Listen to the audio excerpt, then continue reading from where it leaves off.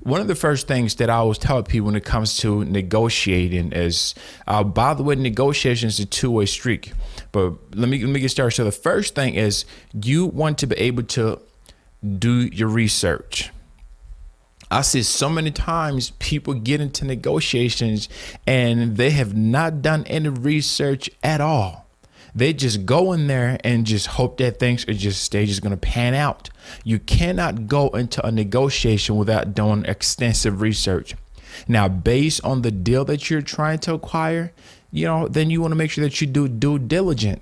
If it's a multi-million, sometimes multi-billion-dollar contracts, you want to make sure that you do extensive research. This means getting people in the industry that know a lot more than you, getting people that have different perspective than you, getting mentors, getting advisors, watching videos, watching documentaries. You want to make sure that you do due diligence, because it is going to show in that meeting.